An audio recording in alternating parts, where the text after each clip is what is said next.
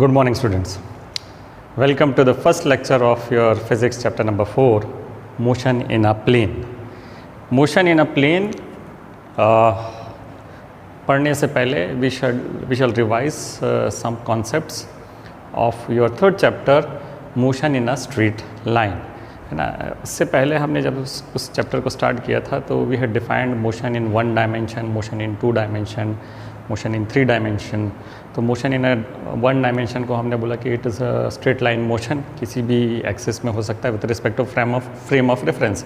Okay, but हम जब ने बोला कि motion in 2 dimension, that means that object is moving when and during its motion 2 axis का पोजीशन चेंज हो रहा है ना. 2 एक्सिस का पोजीशन चेंज हो रहा है. Suppose I will make a frame of reference.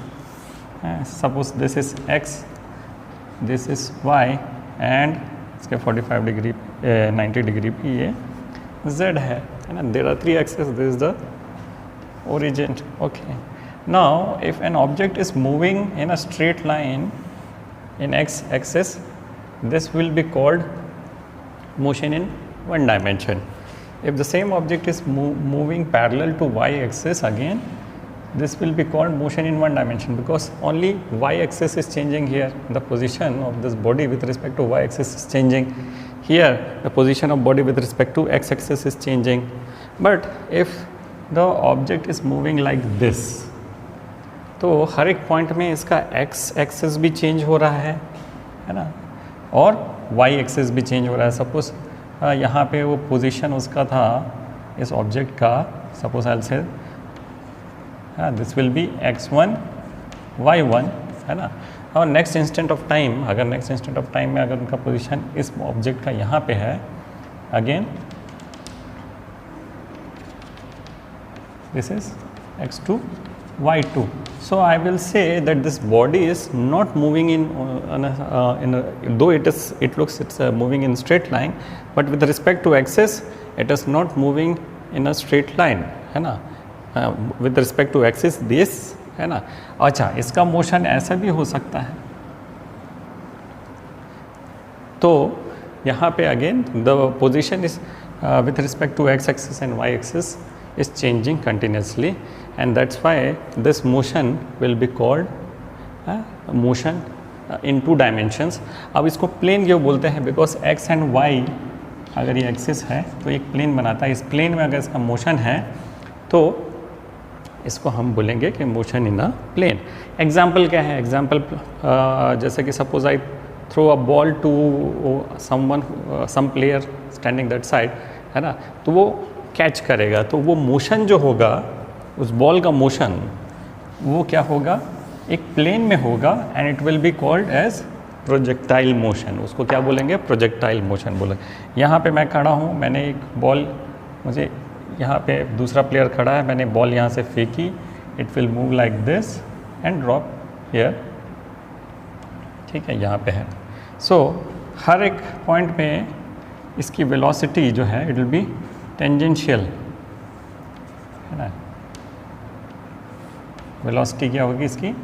Tangential होगी. Velocity, and that means velocity is changing. Velocity is changing at every point. The velocity is changing at every point. तो यहाँ पे अब इसका जो कैलकुलेशन करना वो थोड़ा सा मुश्किल हो जाएगा, because velocity is a vector quantity. Now let us recapitulate what is a vector quantity and what is a scalar quantity. तो जैसा कि आप लोगों ने अभी तक पढ़ा है, scalar quantity is that physical quantity which has only magnitude and there is no direction. Okay, ये आपने पढ़ा है अभी तक. और वेक्टर क्वांटिटी में आपने ये पढ़ा कि a physical quantity which has both magnitude and direction is called vector quantity. तो ये जो definition है वेक्टर क्वांटिटी का वो थोड़ा सा अधूरा है. ओके, सबसे पहले हम इस डेफिनेशन को पूरा करने से पहले what we should see, what is the need of vector. Okay, need of vector. तो यहीं पे इसी एग्जांपल से मैं आपको शो करता हूँ. Okay, suppose a body is moving from से this x1 point to x2 point. तो इससे रिलेटेड सारे जितने भी फिजिकल क्वांटिटीज़ हैं, डिस्टेंस, डिस्प्लेसमेंट, वेलोसिटी, एक्सेलरेशन, है ना, उसका डायरेक्शन अगर मुझे देखना है तो हमने फ्रेम ऑफ रेफरेंस जब चूज़ किया था तो हमने क्या किया कि हमने ये मान लिया कि भाई अगर body towards right hand move होती है तो हम इसको प्लस ले लेंगे, और टुवर्ड्स लेफ्ट हैंड मूव होती है तो उसको माइनस ले लेंगे। तो इधर हो गया वो हम पॉजिटिव एक्स एक्सिस बोलते हैं, इधर को नेगेटिव एक्स एक्सिस। तो अगर बॉडी इधर से इधर मूव किए तो बोले कि इसका जो डिस्प्लेसमेंट है वो पॉजिटिव साइड में हो रहा है ना। बट अगर वो वही बॉडी सेम बॉडी इधर से इधर आ गई तो ये जो डिस्प्लेसमेंट है वो नेगेटिव हुआ। तो हमको ये दो साइन से हमारा ये जो पोजीशन इसका दिखाने का है वो काम हो गया, पॉजिटिव और नेगेटिव, है ना। लेकिन इस केस में यहाँ पे जब x में भी चेंज हो रहा है और y में चेंज हो रहा है तो मैं ये पॉजिटिव नेगेटिव अगर इसमें अप्लाई करूँगा तो क्या होगा, है ना। अगर x का मोशन ऐसा है तो ये पॉजिटिव नेगेटिव, और y में ये पॉजिटिव और नेगेटिव। तो यहाँ पे अगर किसी का पोजीशन मुझे दिखाना है तो ये पॉजिटिव पॉजिटिव पॉजिटिव पॉजिटिव, यहाँ पे नेगेटिव पॉजिटिव, यहाँ पे नेगेटिव नेगेटिव, यहाँ पे पॉजिटिव नेगेटिव, ये हो गया। अगर इसमें एक और डायमेंशन मैं अगर जोड़ देता हूँ यहाँ पे, है ना, z भी आ गया, अब तो बड़ा डिफ़िकल्ट हो गया इसको, इसके पोजीशन को या डिस्प्लेसमेंट को या वेलोसिटी को हमको स्पेसिफाई करना। It becomes very difficult. Okay, क्यों? क्योंकि ये इस पॉइंट की बात कर रहे हैं और ये हर जगह चेंज हो रहा है ना, हर एक पॉइंट में जैसे इसके मोशन में ये हर जगह चेंज हो रहा है। तो it becomes very difficult to have that only two sign conventions, positive negative से काम नहीं चलेगा। अब हमको कुछ ऐसा चीज़ सोचना पड़ेगा कि इनका जो कैलकुलेशन है it becomes much easier, much less cumbersome than जो स्केलर का होता है ना। अब इसमें क्या है, स्केलर का जो अरिथमेटिक है वो सिंपल होता है। स्केलर का अरिथमेटिक यानी अगर मैं ये ऑब्जेक्ट इधर 5 यूनिट गया तो हमने बोला कि +5 यूनिट का डिस्प्लेसमेंट है, फिर यहाँ से ये और 5 यूनिट वापस आ गया, है ना। तो हम बस साइन लगाएंगे और टोटल डिस्प्लेसमेंट मुझे निकालना है, +5 - 5 = 0, यानी इसका डिस्प्लेसमेंट कुछ नहीं हुआ, 0 डिस्प्लेसमेंट हुआ। लेकिन सपोज़ सेम ऑब्जेक्ट यहाँ से +5 यूनिट इधर गया इन ईस्ट डायरेक्शन, इसको ईस्ट ले लेते हैं और इसको नॉर्थ ले लेते हैं, साउथ।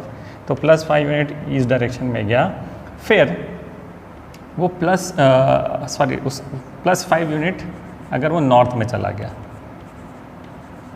है ना, तो मैं क्या बोलूँगा कि ये डिस्प्लेसमेंट कहीं 10 यूनिट है क्या? इट इज़ नॉट 10 यूनिट, है ना। इस दोनों को ऐड कर दूंगा तो ये जो डिस्टेंस है ये 10 यूनिट नहीं है। So here simple arithmetic will not work. तो ये क्या अरिथमेटिक यहाँ पे लगाना पड़ेगा? We call it the vector addition में 2 लॉ लगते हैं, है ना, triangle law of vector addition and parallelogram law of vector addition, जिसको हम आगे पढ़ेंगे। तो this is the need of vector. Okay, so in one dimensional motion only 2 directions are possible. So the directional aspect of the quantities like position, displacement, velocity and acceleration can be taken care by using plus and minus signs. But in case of motion in 2 dimensions, which is a planar motion, or 3 dimension हम spatial motion बोलते हैं। An object can have a large number of directions, है ना। अभी हम इसमें जैसे हमने यहाँ पे बताया कि it can have large number of directions. इधर it can have 360 degrees of direction. अगर बोलें एक तरीके से, it will have 360 degrees of direction. एक पॉइंट यहाँ है तो अगर ये ऐसा है, अगर इसको मैं 0 मानता हूँ तो ऐसा हुआ, ऐसा हुआ, ऐसा हुआ, ऐसा हुआ। अब ये 360 इस प्लेन में है। अगर मैं इसको अगर एक z डायरेक्शन भी दे देता हूँ तो स्फेरिकल होगा, तो स्फेरिकल में तो इनफाइनाइट नंबर्स ऑफ डायरेक्शन होंगे। तो यहाँ पे हमको उसको स्पेसिफाई करना with plus and minus will become difficult. So the need for vectors comes from here. Okay, now let us define what is a scalar quantity and a vector quantity. आपने पहला जो definition दिया था, आपने अभी तक जो पढ़ा है, scalar quantity is a physical quantity which has only magnitude and there is no need to specify their direction. Okay, example क्या है इसका? Suppose हम example बोलते हैं कि mass of an object है ना, it is a scalar quantity. Okay, तो अगर सपोज़ मैंने एक बैग लिया है ना, इसमें मैंने कुछ एप्पल्स रखे, सपोज़ 1 kg एप्पल रखे. ओके, तो इसका मास कितना हो गया? यहाँ पे 1 kg मास हो गया.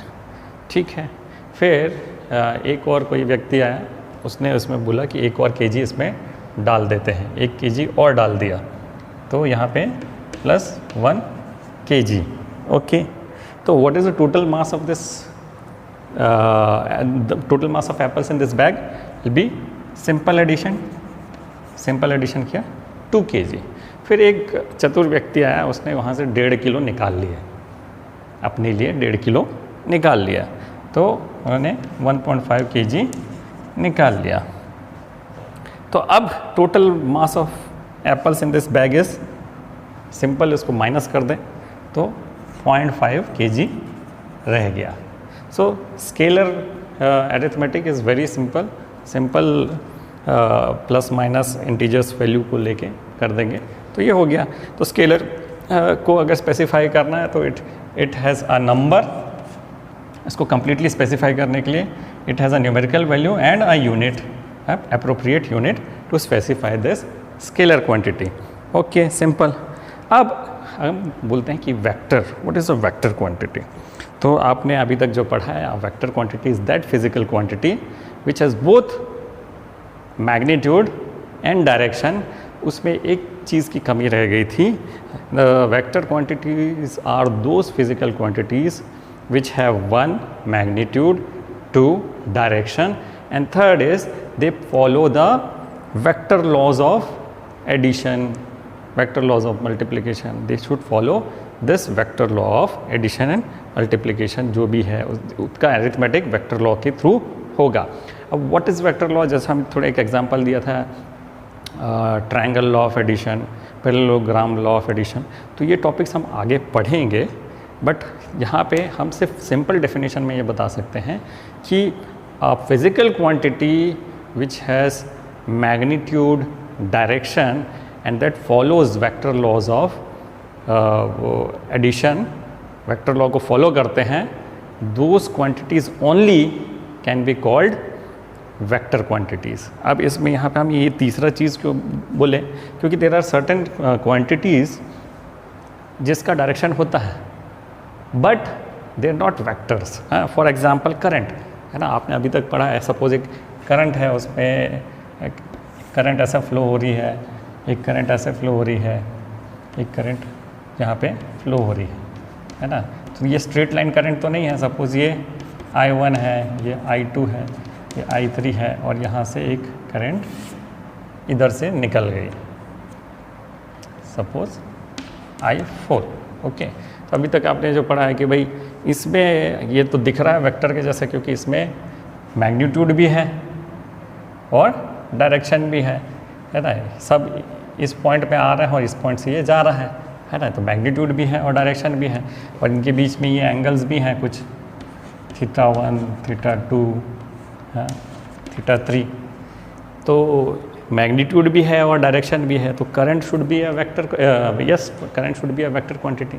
लेकिन हमने अपनी जो कैलकुलेशन किया, सपोज़ ये 1 एम्पियर है, ये 2 एम्पियर है, और सपोज़ ये 2 एम्पियर है ना. तो these are all incoming currents, और आउटगोइंग करंट कितना होगा इसमें? इसमें हम ऐसा तो नहीं करेंगे कि इसको रिजॉल्व किए 2 एम्पियर इस डायरेक्ट इतने एंगल में आ रहा है तो इसका कितना होगा, ऐसा तो नहीं करते हैं. वी डू सिंपल अरिथमेटिक, 1 + 2 + 2 यानी 5 एम्पियर जा रहा है. तो this is not following vector laws of addition, it is simple arithmetical law को फॉलो कर रहा है, इसलिए current is not a vector quantity. हमारे परव्यू में हम इसको, हमारे जब 11th-12th के बुक के परव्यू में हम इसको बोल देते हैं स्केलर क्वांटिटी, बट एक तीसरे टाइप की भी क्वांटिटी होती है जिसको हम बोलते हैं टेंसर क्वांटिटी। तो current is included in tensor quantity. अभी टेंसर क्वांटिटी क्या होता है? टेंसर क्वांटिटी में we can not define the direction of the physical quantity. Okay, इसका एग्जांपल क्या है? इसका एग्जांपल है मोमेंटम, उसका एग्जांपल है प्रेशर, है ना। टेंसर क्वांटिटी के अब मोमेंट ऑफ एनर्जिया, मोमेंटम नहीं, मोमेंट ऑफ एनर्जिया है या प्रेशर है। सपोज प्रेशर की बात करें, प्रेशर यानी pressure is force per unit area, लेकिन आप प्रेशर का डायरेक्शन क्या है, वो तो जहाँ पे भी एप्लीकेबल होगा वो 360 डिग्री में सब जगह एप्लीकेबल होगा, है ना। उसका एक पर्टिकुलर डायरेक्शन नहीं होता। जैसे कि for example when you are blowing air in the balloon, तो वो प्रेशर किस डायरेक्शन में एक्ट कर रहा है? वो तो बलून के अंदर सब डायरेक्शन में एक्ट कर रहा है। So that is called tensor quantity, but it is outside the purview of your physics course in 11th and 12th, तो उसमें हम डिटेल में नहीं जाएंगे। So what we are seeing is scalar and vector. अब वेक्टर में जैसे अब वेक्टर का हमने बोला कि भाई force is a vector, force is a vector. Okay, तो सपोज एक बॉडी है ना, उसमें फोर्स एक्ट कर रहा है, सपोज एक ग्रेविटी एक्ट कर रही है ना, इसको हम mg बोलते हैं, और आप उसको खींच भी रहे हो इधर, है ना। सपोज ये 10 न्यूटन एक्ट कर रहा है और आप इधर 5 न्यूटन फोर्स से खींच रहे हो, तो what is the total force in this body? Total body में ऐसा तो नहीं लिख सकते 10 + 5 यानी 15 न्यूटन, नहीं, because it is having directions also, है ना। एक डाउनवर्ड्स डायरेक्शन में है और एक ईस्टवर्ड डायरेक्शन में है। तो इस डायरेक्शन से हम इसको सिंपली हम ये नहीं बोल सकते कि 10 + 5 15 न्यूटन से फोर्स एक्ट कर रहा है। वेक्टर में ऐसा हम नहीं बोल सकते, इसके लिए हमको कैलकुलेशन करना पड़ेगा, है, और उसका रिजल्टेंट इधर आएगा। वो कैसे आएगा हम आगे बताएंगे। Okay, so vector arithmetic is different और उसको हम डिटेल में पढ़ेंगे। Scalars arithmetic is very simple, उसको हम जानते हैं। Okay, so this was all about need for vectors, scalars and vectors. अब उसको रिप्रेजेंट कैसे करते हैं? What is the representation of vector? Okay, है ना।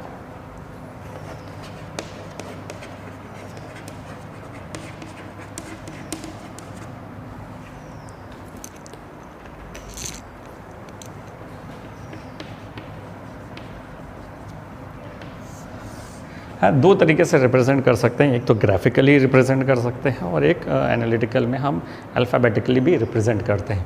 तो ग्राफिकली रिप्रेजेंट करना है तो सपोज़ हमको बोला कि भाई एक ऑब्जेक्ट है which is moving at velocity of उसे 30 किलोमीटर्स पर आवर या 30 metres per second, 30 metres per second बोलते हैं, and it is moving eastwards, 30 metres per second moving eastwards. हाँ, तो हम पहले तो एक नोटेशन दिखा देते हैं, north south east west. Okay, है ना, नॉर्थ साउथ ईस्ट वेस्ट हमने डिफाइन कर लिया। फिर देयर इज एन ऑब्जेक्ट और a body, okay, it is moving with a velocity of 30 metres per second eastwards. तो हमको डायरेक्शन मालूम है, किस साइड मूव कर रहे हैं, ईस्टवर्ड्स। फिर हम एक एप्रोप्रिएट स्केल लेंगे, क्योंकि 30 मीटर्स तो मैं अपने कागज़ में बना नहीं सकता, तो मैं उसको स्केल डाउन कर दूंगा। उसमें ऐसा स्केल ले लूँगा 1 सेंटीमीटर = 10 मीटर पर सेकेंड। स्केलिंग कर देते हैं, आपने स्केलिंग पढ़ी है काफ़ी। हाँ, तो उसके बाद 30 मीटर्स यानी 30 मीटर्स, 30 इज़ द मैग्नीट्यूड। तो 30 मैग्नीट्यूड को हमको इसमें ड्रॉ करना है, तो कैसे करेंगे, है ना। Suppose this is 1 centimetre, this is 2 centimetre and this is 3 centimetre. तो ये टोटल रिप्रेजेंटेशन हो गया 30 मीटर पर सेकेंड का। अब डायरेक्शन, हम डायरेक्शन एक एरो से दिखा देते हैं जिस डायरेक्शन में ये मूव कर रहा है। So this is called the representation of 30 metres per second. Okay, अब अगर हम बोले कि इस पॉइंट से यहाँ तक, इस पॉइंट में आने के बाद 30 मीटर्स पर सेकेंड आने के बाद इसने अपनी वेलोसिटी चेंज कर ली और वेलोसिटी कर ली उसने 20 metres southward, 20 metres per second southward. तो हम उसको कैसे रिप्रेजेंट करेंगे, 20 metres per second southward, southward यानी डाउनवर्ड डायरेक्शन, ठीक है। फिर 1 सेंटीमीटर 2 सेंटीमीटर, है ना। तो ये this is the representation of 20 metres per second. Okay, अब खास बात ये, जो इनिशियल पॉइंट होती है उसको हम बोलते हैं टेल।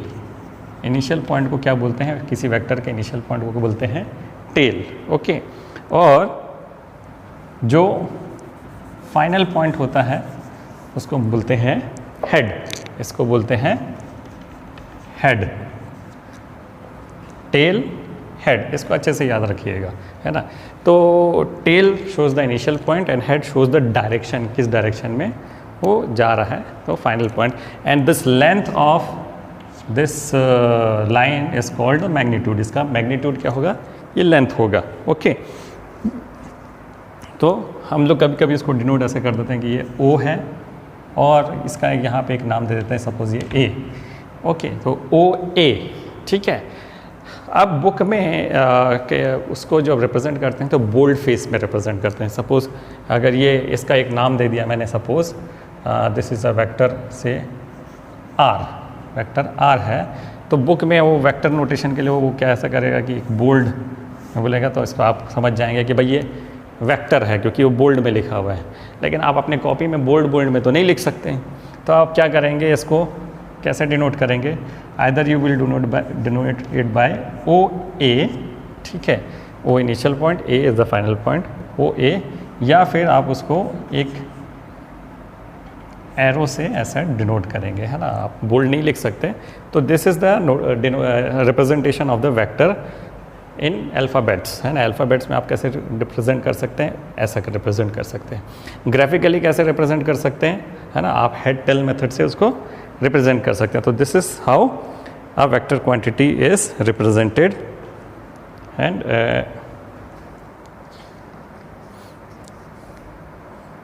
ओके, तो आपको मैंने बता दिया नीड फॉर वेक्टर्स हैं, representation of vector, arithmetic of scalars आपको बताया, वेक्टर्स हम बाद में पढ़ेंगे।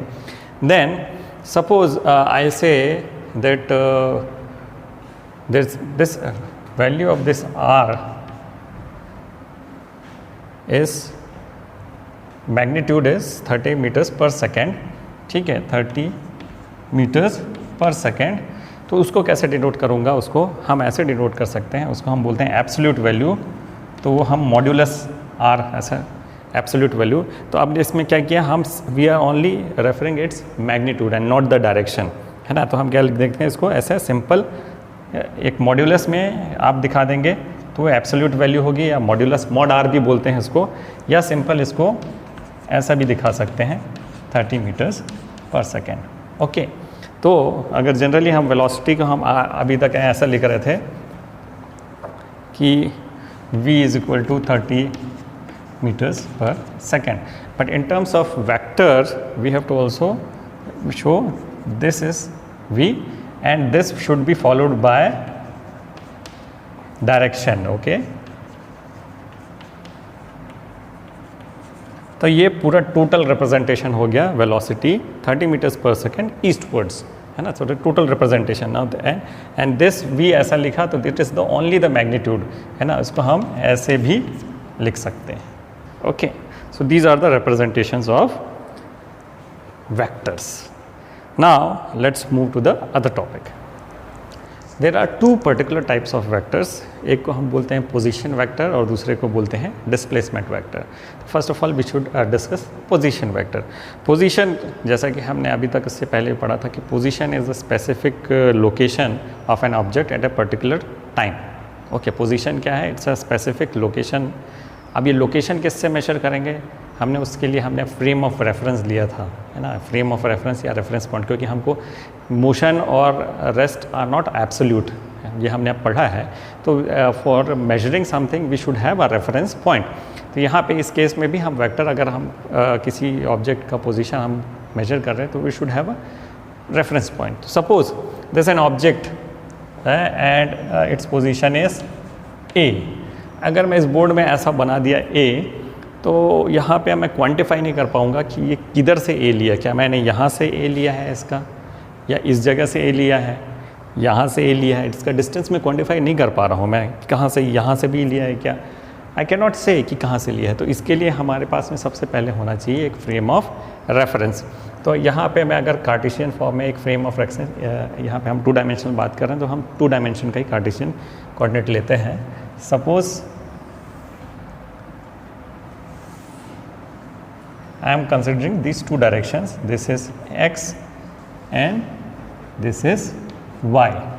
तो मैं इस पॉइंट का position at a particular specific time बता सकता हूँ। कैसे बता सकता हूँ?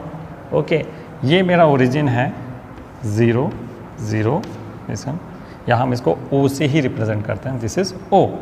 तो what is the position vector? Position vector shows the position of an object with respect to reference point and it also shows the direction with respect to the reference point।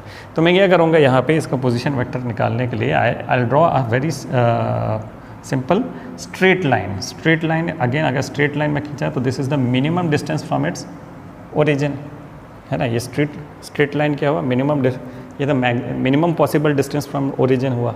Okay, now इसका जो length का जो magnitude है that will be the magnitude of the position. Okay, इसका जो length है ये OA, it is the magnitude of that physical quantity. OA क्या है? It is the magnitude of physical quantity. और डायरेक्शन यहाँ पे ये जिस डायरेक्शन में ये स्ट्रेट लाइन दिखा रहा है, this is the direction of this physical quantity. जो भी फिजिकल क्वांटिटी है उसका ये हुआ। तो this OA vector is the position vector. ये क्या है? OA vector is the position vector of that object. OA, अगर इसका मैग्नीट्यूड सपोज R1 है, सपोज इसका मैग्नीट्यूड R1 है, तो इस OA को मैं ये भी लिख सकता हूँ R1। ओके,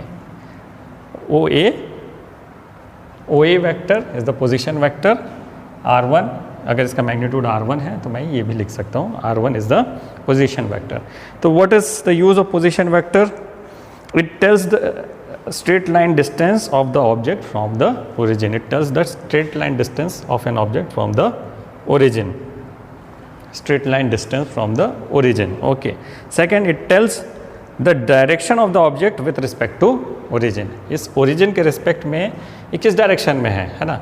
यहाँ हो गया तो, अगर ये यहाँ हो गया तो अगेन मैं ये डालूंगा ऐसे, मैग्नीट्यूड में तो सेम दिख रहा है लेकिन डायरेक्शन इसका चेंज हो गया। डायरेक्शन अब इधर नहीं है इस ओरिजिन के रिस्पेक्ट में, ये इधर है। ओके, सो पोजीशन वेक्टर का काम क्या है? पोजीशन वेक्टर का काम है लोकेट करना उस ऑब्जेक्ट को at that point of time, at that instant of time. Okay, so इसका मैग्नीट्यूड क्या है? R1। डायरेक्शन क्या है? Direction at an angle, certain angle from the origin. So this is the position vector. Okay, अब यही object suppose ये T interval में ये यहाँ था, T टाइम में या T1 टाइम पे ये यहाँ था। अब T2 टाइम पे ये मूव कर गया, T2 टाइम पे वो A से यहाँ पे आ गया B पे। तो मैं यहाँ पे भी इसका पोजीशन वेक्टर निकाल सकता हूँ, है ना। यहाँ इस ऑब्जेक्ट का एट टाइम, ये मैं यहाँ पे T1 लिख देता हूँ, एट टाइम T1, और B is at time T2। तो इस टाइम में इसका पोजीशन वेक्टर क्या होगा? फिर ओरिजिन से मैं एक स्ट्रेट लाइन खींचूंगा B तक और ये उसका डायरेक्शन है। ओके, ये डायरेक्शन है। सपोज ये R2 है। ओके, तो अब उसी ऑब्जेक्ट का T2 टाइम पे पोजीशन वेक्टर क्या हो गया? ये हो गया OB है, यहाँ पे ये OB या R2, ये इसका पोजीशन वेक्टर हो गया। तो I have shown you 2 position vectors of the same object at different interval of time, है ना। ये T1 में यहाँ था तो ये पोजीशन वेक्टर R1 हो गया। T2 टाइम पे ये यहाँ था, उसका पोजीशन वेक्टर R2 हो गया, और इसको हम जनरली ऐसे शो करते हैं। Okay, so this was all about position vector. अब डिस्प्लेसमेंट वेक्टर बताना है ना। तो मैंने अभी बताया कि T1 टाइम वो यहाँ था और T2 टाइम वो यहाँ था। तो एक वेक्टर मैं ऐसा खींचूंगा जिसका टेल उसके इनिशियल पॉइंट में होगा और हेड किधर होगा, फाइनल पॉइंट में होगा, है ना। Displacement is what, it is the difference of initial position with respect to final position. So final position minus initial position. Final position क्या है, ये है, इनिशियल पोजीशन क्या है, ये है। तो मैं एक लाइन जिसका, एक वेक्टर जिसका टेल इनिशियल पोजीशन में होगा और हेड फाइनल पोजीशन में होगा, ये मैं खींचता हूँ ऐसे, तो this is displacement vector. A B will be displacement vector. It shows the object has moved from A to B. The object has moved from A to B and this is displacement vector. So the length of this line will be the magnitude of displacement. The length of this line will be the magnitude of displacement and the arrowhead जिधर point करता है that will be the direction of displacement. यानी ये object किस direction में displace हुआ, इस direction में डिस्प्लेस हुआ। तो लेंथ कितना वैल्यू में डिस्प्लेस हुआ, कितने मैग्नीट्यूड में डिस्प्लेस हुआ, और डायरेक्शन जिस डायरेक्शन में बी है वो उधर पे पॉइंट आउट करेगा। So this is called a displacement vector. I hope you are comfortable with this. O A क्या है, it is the position vector of an object at time interval t1। O B क्या है, it is a position vector of the same object at time interval t2। और A B क्या है, A B is the displacement vector, है ना। इसको मैं या तो कैपिटल आर से भी दिखा सकता हूँ, रिजल्टेंट है ये, कैपिटल आर से भी दिखा सकता हूँ, या सिंपल ए बी में ये ए इनिशियल पॉइंट है और बी फाइनल पॉइंट है, और ये वेक्टर का direction A to B. So this is the displacement vector. I hope you have understood up all the concepts up to this point. थोड़ा heavy ना हो जाए इसलिए today I'll stop at this point, and next class we'll learn about some algebras of vector addition, and we will also discuss about some types of vectors. Thank you.